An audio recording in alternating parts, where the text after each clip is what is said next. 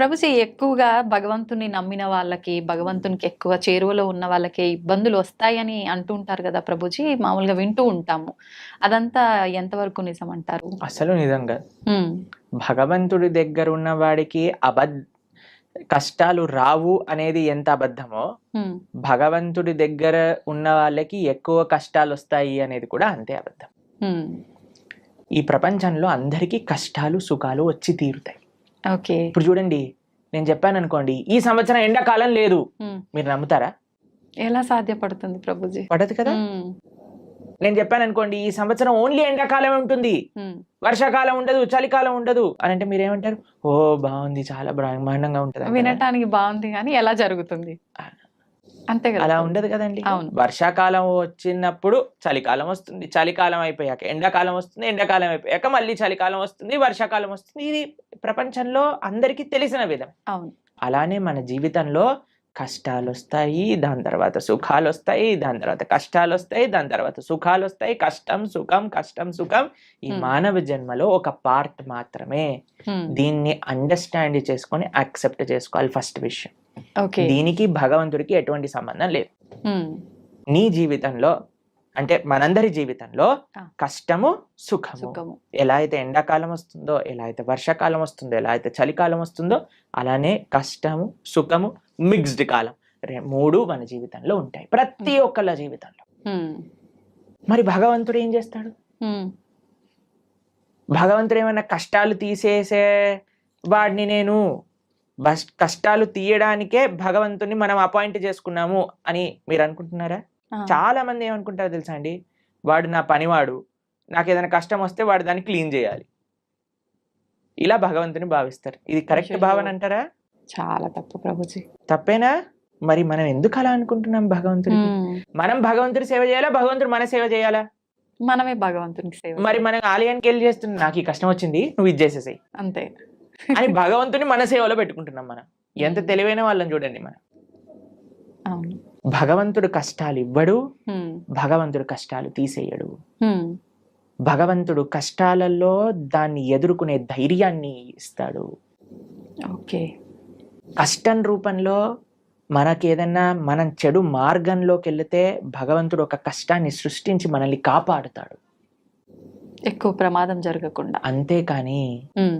మనల్ని ఎప్పుడూ భగవంతుడు హ్మ్. కష్టాలు పెట్టడు, కష్టాలని ఆపడు. హ్మ్. మీకు ఒక ఎగ్జాంపుల్ చెప్తాను. నిన్నే మేము టీవీలో చూసాము. ఓకే. ఒక అమెరికాలో హ్మ్. ఒక ఫ్లైట్లో 2 సీట్లు ఖాళీగా ఉన్న సీట్లు ఒకసారిగా దే బ్లూ ఆఫ్, పేలిపోయాయట ఫ్లైట్లో. ఓకే. అయితే ఆ 2 సీట్లలో ఉన్న వాళ్ళకి అసలు ఎందుకు రాలేదు వాళ్ళు అని చేస్తే, వాళ్ళిద్దరి జీవితాలలో ఏదో లాస్ట్ మూమెంట్ ఏదో అయిపోయి వాళ్ళు వెళ్ళలేకపోయారట. హ్మ్. అరే మేము ఫ్లైట్ మిస్ అయిపోయాం, ఆ డబ్బులు పోయాయి, అవి ఇవి అని ఫుల్ బాధపడ్డారట. హ్మ్. ఎప్పటి వరకు అంటే ఆ 2 సీట్లు పేలిపోయాయి తెలిసే అని వరకు తెలిసినంత విషయం. వరకు. హ్మ్. ఇప్పుడు దాన్ని వెస్టర్న్ టర్మినాలజీస్ లో బర్న్ట్ టోస్ట్ ఫినామినా అని అంటున్నారు అనమాట. ఓకే. అది మీకు టెక్నికల్ టర్మ్స్. అది ఏంటంటే ఏది జరిగినా సరే మన మంచి కోసం జరుగుతుంది అని టైం కానీ మనకి చెప్పదు. ఓకే. ఇప్పుడు మనకి ఈరోజు ఈ కష్టం వచ్చింది అని అనుకున్నా, ఇప్పుడు సపోజ్ మనకి కాలు ఇరిగింది అని మనం అనుకున్నాం, ఒక యాత్రకి వెళ్ళలేదు, హ్మ్. తర్వాత తెలిసింది ఆ యాత్ర బస్సే బోల్తా పడిపోయింది. హ్మ్. ఇప్పుడు ఏం కాలు ఇరగటం బెటరా, బస్సు నుంచి కింద పడిపోవటం బెటరా? కాలు ఇరగటమే బెటర్. అంతే కదండి. అవును. కాబట్టి మనకి ఈ రోజు ఇక్కడ దేవుడా నాకెందుకు అలా చేసావు, నాకెందుకు ఈ అన్యాయం చేసావు అని అంటే, వెయిట్ చేయి స్వామి, నీకే తెలుస్తుంది దేవుడు నీకు అన్యాయం చేయలేదని. మనకు ఆ ఓపిక లేదంతే, ఓపిక లేదు, అర్థం చేసుకోగలిగే ఆలోచన లేదు. మనకేంటి వెంటనే అయిపోవాలి, ఇది నాకు ఇలా 2 minutes లో మ్యాగీ రెడీ అయిపోయింది, 2 minutes లో నాకు కష్టం ఎందుకు పోవట్లేదు అని మనం తయారైపోయినాం. అవును. దీనికి తగ్గట్టు చెప్పేవాళ్ళు కూడా, మీరు ఇది చేసేయండి ఈ కష్టం అలా పోతుంది, ఈ మంత్రం చెప్పండి అలా పోతుంది. అది దట్ ఈస్ నాట్ ప్రాక్టికల్ అండి. దుఃఖాలయం అశాశ్వతం. ఈ ప్రపంచంలో దుఃఖాలు వస్తాయి, దాన్ని ఎదుర్కొనే ధైర్యం కోసం భగవంతుడిని ఆశ్రయించు. రాముడిగా వచ్చాడు భగవంతుడు, రాముడికి కష్టాలు రాలేదా అండి? మీరు ఒకసారి రాముడి దగ్గరికి వెళ్ళి, రామా నాకు అసలు ఏ కష్టాలు రావద్దు జీవితంలో అంటే, పాపం రాముడు ఏమనుకుంటాడండి, నేనే అన్ని కష్టాలు పడ్డాను, నువ్వు నాకే కష్టాలు వద్దు అని అడుగుతున్నావా నా దగ్గరకు వచ్చి అని కూడా చెప్పండి. జనాలు ఏం చేస్తున్నారంటే అండి, ఇప్పుడు ఇక్కడ కష్టం తీరకపోతే దేవుని మార్చేస్తున్నారు. దేవుని మార్చడం కాదు, మొత్తం ఏకంగా ధర్మాన్ని మార్చేస్తున్నారు. దేవుళ్ళని తిట్టడము, మళ్ళీ ఎందుకు నిన్ను పూజించాలి, అది ఇది మామూలుగా తిట్టరు ప్రభుజీ. అదే అంటే చేసేదేమో నువ్వు, అనేదేమో భగవంతుని. ఎంత విచిత్రం చెప్పండి. నీ కర్మలకి నువ్వే బాధ్యుడివి. నువ్వేదైతే తప్పు చేసావో అది నీ జీవితంలో కష్టంగా వచ్చి తీరుతుంది. దాన్ని ఎదుర్కో, దాన్ని అనుభవించు, అప్పుడే ఆ కర్మ పోతుంది. కాబట్టి ఇప్పుడు ఒక చిన్న పిల్లవాడు చదువుకోలేదండి, ఎగ్జామ్ లో ఫెయిల్ అయ్యాడు. ఇప్పుడు ఓయ్ నాకు టీచర్ తక్కువ మార్కులు ఇచ్చింది అందుకే నేను ఫెయిల్ అయ్యా అని అంటే మనం ఏం చేస్తామండి, ఒరే నువ్వు ఇప్పుడు ఏం చేయలేవురా, మళ్ళీ చదువుకొని ఇంప్రూవ్మెంట్ రాయాల్సిందే, ఆ ఏరియర్ క్లియర్ చేయాల్సిందే, అది నీ బాధ్యత, చదువుకోవాల్సిందే. కాబట్టి వాడే కష్టపడాలి, వాడే చదవాలి, వాడే ఎగ్జామ్ రాయాలి, వాడే పాస్ అవ్వాలి. అలానే మనకి ఎవ్వరు మోటివేషన్ ఇవ్వగలుగుతామంటే ఈసారి బాగా చదువుకో, ఇంకొద్దిగా వాటికి ఒక ట్యూషన్ పెట్టించగలం తల్లిదండ్రులుగా, నీ పక్కనే ఉండి ధైర్యం చెప్పగలం, అంతే కదా. అదే భగవంతుడు చేసే పని. నువ్వు నీ కష్టాన్ని నువ్వు దాటుతూ ఉండు, నేను నీ వెంట ఉంటా. ఆ ధైర్యం భగవద్భక్తి మనకిస్తుంది. కాబట్టి ధర్మాన్ని మార్చేసే వాళ్ళు ఒక్కసారి ఆలోచన చేయండి. తల్లిదండ్రుల్ని మార్చుకోమా. వేరే వాళ్ళ తల్లిదండ్రులు ఏదో కొత్త బ్యాగ్ కొనిచ్చారు, స్పైడర్ మ్యాన్ బ్యాగ్ కొనిచ్చారు, మా అమ్మ నాన్న స్పైడర్ మ్యాన్, నేను వాళ్ళ ఇంటికి వెళ్ళిపోతామా? ఎంత సిల్లీయో, ఎంత worst thing to do in life. అలానే మన ధర్మాన్ని వదిలేసి వేరే ధర్మాలకి ఏదో కష్టాలు పోతాయి, మాకు కష్టాలు తీర్చేవాడు దేవుడే కాదు. మీకు ఒక విషయం తెలుసా అండి? అవునా ప్రభుజీ? ఎవరైనా చెప్పారనుకోండి ఇది చాలా పవర్ఫుల్, మొత్తం కష్టాలని పోతాయి, అక్కడికి అస్సలు వెళ్ళకూడదు. ఎందుకని ప్రభుజీ? ఎందుకు అని అంటే ఇప్పుడు కష్టాలు పోయాయి అనుకోండి, మన కర్మ ఎప్పుడో ఒకసారి మన కర్మ అనుభవించాల్సిందే కదా. ఈ రోజు కాకపోతే రేపు తప్పదు. కాబట్టి నీ కష్టం ఈ రోజు మాయమైపోయింది అని అనుకోండి, ఈ రోజు మాయమైపోతుంది, రేపు వస్తుంది, దాన్ని నువ్వు తప్పించుకోలేవు. అంటే మనం చేసుకునే కొన్ని పుణ్య కార్యాల వల్ల మన పాపాలు తొలగిపోయే అవకాశం ఉంటుంది అని అంటారు కదా ప్రభుజీ. దాంట్లో భాగంగా పుణ్యము, మంచి పనులు పుణ్యాన్ని ఇస్తాయి, చెడు పనులు పాపాన్ని ఇస్తాయి. ఓకేనా? పుణ్యము సపరేట్ గా అనుభవించాలి, పాపం సపరేట్ గా అనుభవించాలి.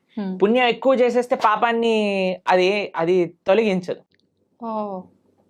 అర్థమైందా మీకు? ఇప్పుడు పుణ్యం ఏదైతే ఉందో దాన్ని మీకు స్వర్గానికి తీసుకెళ్తుంది అని అనుకోండి, పాపం ఏదైతే ఉందో దాన్ని మీకు నరకానికి తీసుకెళ్తూ ఉందనుకోండి. మీరు ఎక్కువ పుణ్యం చేసేస్తే ఈ పుణ్యం వెళ్ళి పాపాన్ని ఇది చేసేదన్నమాట. పుణ్యం ఖాతానే, పాపం ఖాతానే. ఈ రెండూ పోవాలి, ఈ రెండుతో మాకు పని లేదు అని అన్నప్పుడు మనం భగవంతుడికి శరణాగతి చేయాలి, భగవంతుడి యొక్క భక్తి చేయాలి. అప్పుడు మనకి పుణ్యంతో సంబంధం ఉండదు, పాపంతో సంబంధం ఉండదు. భగవంతుణ్ణి ఆశ్రయించడం, భగవంతుణ్ణి చేరుకోవటం, ఇది భక్తి మార్గము అని అంటే. కాబట్టి ఫస్ట్ పాపాచరణ మానుకోవటం మనుష్యత్వం, మనుష్యత్వంలో పుణ్యాచరణ, మంచి మనిషిగా మారటం, మంచి మనిషిగా మారిన తర్వాత ధర్మాన్ని తెలుసుకొని భక్తిని ఆశ్రయించి భక్తుడుగా మారటం. ఇట్లా 3 స్టేజెస్ ఉన్నాయి. కాబట్టి ఫస్ట్ స్టెప్ ఇస్ పాపాన్ని పక్కన పెట్టండి, పాపాచరణ తప్పు. దాని తర్వాత నెక్స్ట్ స్టేజ్ మంచి మనిషిగా మారటం, మంచి మనిషిగా మారాక ధర్మం గురించి, దేవుడి గురించి తెలుసుకోవటం, భగవంతుని ఆశ్రయించటం. అప్పుడు మనకి పాపంతో సంబంధం ఉండదు, పుణ్యంతో సంబంధం ఉండదు, భగవంతుడితో మాత్రమే సంబంధం ఉంటుంది. అలా సాధ్యపడుతుందా ప్రభుజీ అట్లా ఉండడం? తప్పకుండా. ఇప్పుడు చూడండి, రోడ్డు పైన మురికి నీళ్ళు ఉన్నాయనుకోండి, ఒక మనం బకెట్ల మురికి నీళ్లు రోడ్డు పైన పడేసాం అనుకోండి, మీరు మధ్యాహ్నం కల్లా వచ్చారనుకోండి, అక్కడ ఒక్క చుక్క నీరు కూడా ఉండదు. ఎందుకు చెప్పండి? సూర్యుడు మొత్తం లాగేస్తాడు, అన్నిటినీ ఎవాపరేట్ చేసేస్తాడు, అంతేనా? పెద్ద పెద్ద నదులే ఎవాపరేట్ అయిపోతాయి. సూర్యుడికి ఆ శక్తి లేదా? అలానే భగవంతుడికి కూడా ఆ శక్తి ఉంది. భగవంతుడిని ఆశ్రయించినప్పుడు, భగవంతుడికి శరణాగతి, భగవంతుడు చెప్పిన మార్గాన్ని, అలా దేవుడి దగ్గరికి వెళ్ళి 10 రూపాయలు టికెట్ ఇచ్చి, అయ్యా నీకు అర్చన చేయించేసా, నా పాపాన్ని తీసేసాయి, ఇలా బిజినెస్ ట్రాన్సాక్షన్ కాదండి. మనస వాచ కర్మన భగవద్ మార్గంలో మనం నడిచినప్పుడు, భగవంతుడికి శరణాగతి చేసినప్పుడు, ఆయన మన దగ్గర ఉండే ఎటువంటి కర్మ బ్యాగేజ్ నైనా సరే ఆయన మొత్తం డిసపియర్ చేసేయగలరు. అది భగవంతుడికి ఉండే శక్తి. ఎప్పుడు మనం నిజమైన భక్తి మార్గంలో నడిచినప్పుడు, అది ముఖ్యం. హడావిడి హంగామాలు ఆర్భాటాలు చేస్తుంటారు మామూలుగా. భగవంతుడి విషయంలో వచ్చేసరికి అవన్నీ కాకుండా మనస్ఫూర్తిగా మనం దైవ మార్గంలో ఉండాలి. హంగామా, హడావిడి, ఆర్భాటం ఎందుకు చేయకూడదు? చేయొచ్చా గురుగారు? ఎందుకు చేయకూడదు అని అడుగుతున్నాను. ఒక మ్యారేజ్ డే మనం సెలబ్రేట్ చేసినప్పుడు 25th మ్యారేజ్ యానివర్సరీ పెద్దగా గందరగోళం చేసేసినప్పుడు, పిల్లవాడి ఫస్ట్ బర్త్డే ఇంత పెద్దగా చేసినప్పుడు, ఒక పెళ్లికి కొన్ని లక్షల కోట్లు ఖర్చు పెట్టేసినప్పుడు భగవంతుడికి పూజ మాత్రం ఎటువంటి ఏమీ చేయకూడదు. స్వామికి దాలియాలు కట్టకూడదు. మన వాళ్ళు ఇప్పుడు మొన్న మాకు ఒక వీడియో పంపించారు. ఒక ఫేమస్ యాక్ట్రెస్ బాలీవుడ్ లో అంటుంది, నేను టాయిలెట్ కైనా డబ్బులు ఇస్తాను కానీ గుడి కట్టడానికి డబ్బులు ఇవ్వను అని. ఎందుకు అంత? ఎందుకు అని అంటే, నో మోర్ రిలీజియస్ ఇన్స్టిట్యూషన్స్ అని ఏదో దానికి జనాలందరూ కరెక్టే చెప్పింది, రిలీజియస్ వల్ల ఒక ఆలయం కట్టడం వల్ల ఏమి పని ఉంది దానికి అని అంటున్నారు. ఎందుకంటే అందరు ఇలాంటి మెంటల్ గా తయారవుతారు. అవును, ఆలయాలు లేవు కాబట్టి, రిలీజియస్ ఇన్స్టిట్యూట్స్ తక్కువ అయ్యాయి కాబట్టి ఇలాంటి వాళ్ళు పుడుతున్నారు. నిజమే. టాయిలెట్ మెంటాలిటీ కలిగిన వాళ్ళు. అదే ఆలయానికి ఇచ్చుంటే, భగవంతుడికి ఇచ్చుంటే మంచి మనస్తత్వం ఉన్న వాళ్ళు పుట్టేవారు. ఇలాంటి వాళ్ళని ప్రపంచంలో ఎవరు గుర్తుండరండి. ఒక 10-15 ఏళ్ల తర్వాత ఎవరిని దే విల్ నాట్ రిమెంబర్. కానీ మనం ఇప్పటికీ గుర్తు పెట్టుకునేది ఎవరిని అని అంటే, శివాజీ మహారాజ్ లాంటి రాజులని, ఎవరైతే ధర్మం కోసం కాపాడారు, దేశం కోసం ప్రయత్నం చేశారు. దేశం కోసం, దైవం కోసం, సమాజం కోసం ఇటువంటి భావనలే రావట్లేదండి జనాలకి ఈ మధ్య. మొత్తం ఫ్యాషన్ అయిపోయింది. భగవంతుడి యొక్క ఆలయం రామ మందిరం కట్టడానికంటే ఎందుకు ఇన్ని వేల కోట్లు? అందరినీ పేద ప్రజలకు పంచేయచ్చు కదా. ఎన్ని రోజులు పంచుతావు, ఎన్ని రోజులు పంచుతావు అనేది ప్రశ్న. ఈ రోజు నువ్వు అన్నం పెట్టగలవా? రేపు పెట్టగలవా? ఎల్లుండి పెట్టగలవా? ఆకలి తీరుతుందా?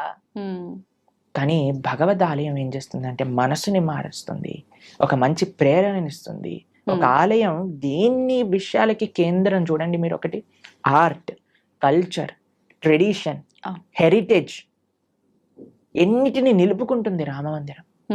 ఒక మందిరం మీరు చూసారంటే ఎన్ని వ్యవస్థలు. పూలు అమ్ముకునే వాళ్ళకి మందిరం, ఒక ఫార్మింగ్ చేసే వాళ్ళకి మందిరం, ఒక ఆర్ట్స్ నేర్చుకునే వాళ్ళకి మందిరం, భగవంతుని ఆశ్రయించిన వాళ్ళకి మందిరం. ఒక మనసులో ఒక ఉత్సాహం, ఒక నమ్మకం, ఒక విశ్వాసం, ఒక ధైర్యం కావాలంటే గుడికి వెళ్తామండి. మీరు మీ జీవితంలో ఎప్పుడైనా వెళ్ళారా అలా? అందరం వెళ్ళే ఉంటాం కదా. ధైర్యం కావాలి.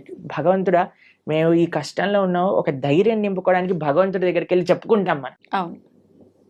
ఎక్కడికి వెళ్తాం ధైర్యం కావాలంటే చెప్పండి. అసలు ఈ ప్రపంచంలో ఎక్కడైనా ఏ ప్రదేశం ఉందా ధైర్యం కోసం వెళ్ళడానికి? మీరు థియేటర్కి వెళ్తే ధైర్యం వస్తుందా? లేదు. పార్క్కి వెళ్తే ధైర్యం వస్తుందా? లేదు. షాపింగ్ మాల్కి వెళ్తే ధైర్యం వస్తుందా? భగవంతుడి దగ్గరికి వెళ్తే ధైర్యం వస్తుంది. ఆ నమ్మకం, ఆ విశ్వాసం, ఆ పట్టుదల. ఏదో ఒకటి ఇన్స్టిట్యూషన్ మన కల్చర్ని, మన ఆర్ట్ని, మన ట్రెడిషన్ని, మన సాంప్రదాయాన్ని నేర్పించే ఇన్స్టిట్యూషనే మందిరం. కాబట్టి మనకి వీ వాంట్ ఎవ్రీథింగ్. ఎప్పుడైనా మీరు హైదరాబాద్ లో ఈ 5 స్టార్ హోటల్ కట్టబోతున్నారు, వాడిని అడిగారండి, ఎందుకు 5 స్టార్ హోటల్ కడుతున్నావు? నీ పక్క నుండి స్లమ్ లో అన్ని డబ్బులు బంచేసాయి, 1 స్టార్ హోటల్ కట్టు సరిపోతుంది అని మనం ప్రశ్నిస్తామండి? లేదు. ఎందుకు? మనకు కావాలి. ఎవరైనా 700 crores 1000 crores పెట్టి మూవీస్ తీస్తే వాడికి వెళ్ళి చెప్తామా, ఒరే నువ్వు ఈ మూవీ తీయకరా, మేమందరం ఏం పర్వాలేదు, చూడకపోయినా పర్వాలేదు, నువ్వు 1000 కోట్లు పనిచేసే జనాలకి అని చెప్తారా అండి ఎవరైనా? లేదు. దీంట్లో మనకి ఏం ప్రాబ్లం లేదు. కానీ ఎప్పుడైతే భగవంతుడికి ఏదన్నా సేవ చేస్తున్నారనుకోండి, భగవంతుడికి అభిషేకం చేస్తే వెంటనే పాలేంటి అని అంటారు. నేను చూసానండి, సినిమా హీరోల కట్అవుట్లకి పాలాభిషేకాలు చేస్తూ ఉంటారు. రాజకీయ నాయకులకి, కరెక్ట్ రాజకీయ నాయకుల విగ్రహాలకు పాలాభిషేకం. అప్పుడేమైంది మన నీతి?